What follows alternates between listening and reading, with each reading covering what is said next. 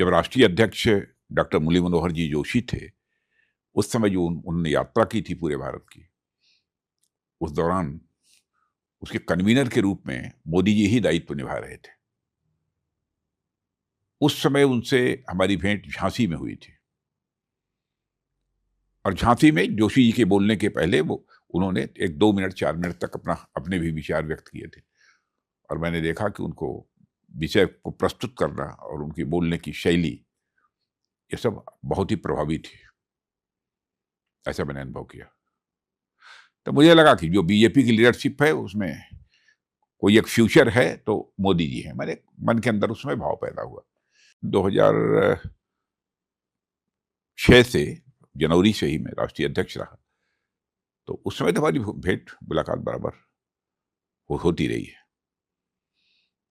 और मैंने उस समय भी राष्ट्रीय कार्यकारिणी के में भी देखा कि उनके सुझाव बहुत ही उपयोगी हुआ करते थे, बहुत ही सटीक और सांगठनिक दृष्टि से भी जो कि प्रासंगिक कहे जाएं, ऐसे सुझाव उनके हुआ करते थे।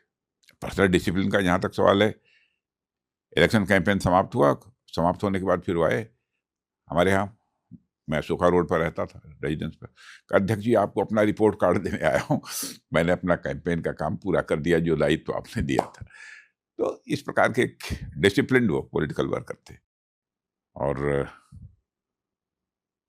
अपनी टीम के साथ बराबर जो है जॉली मूड में रहते हैं।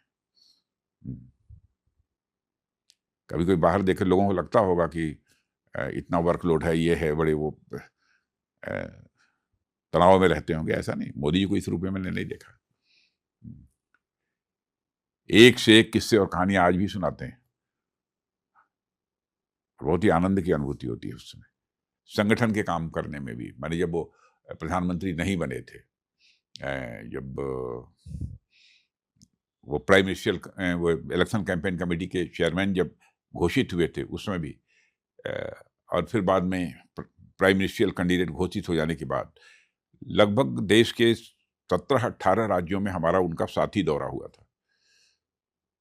तो उस समय भी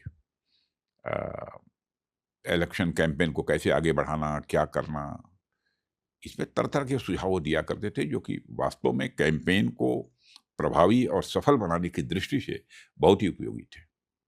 जब मुझे बाद में मालूम हुआ कि उन्होंने कई विदेश यात्राएं पहले ही कर ली हैं, मैंने मुख्यमंत्री वगैरह बनने के पहले ही जब संगठन की जिम्मेदारी निभा रहे थे उस समय भी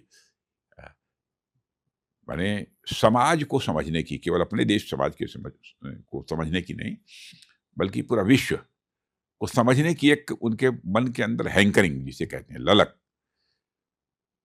मुझे लगता है कि बचपन से ही रही है उनके अंदर। फिर दुनिया के कई देशों का बहुत पहले ही उन्होंने दौरा किया है एक सामान्य व्यक्ति के रूप में, और उन देशों को, उस देश में रहने वाले लोगों को समझने की उन्होंने कोशिश की है।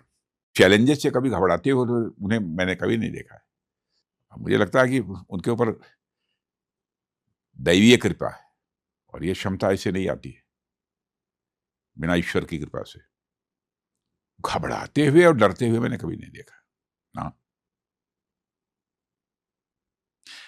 काल्पनिक क्षमता के भी अद्भुत धनी है, संवेदनशील भी उतने ही है। मैंने देखा तुरंत कोई ऐसी घटना हुई, आंखों में आंसू आज आ जाते हैं। और परिश्रम करने की तो अथक क्षमता परमात्मा ने दे रखी है। बिना दैवीय कृपा के, बिना ईश्वर की कृपा के संभव नहीं होता। और मुझे लगता है परमात्मा ने उनको कुछ वो सोच समझ कर इस धरती पर भेजा है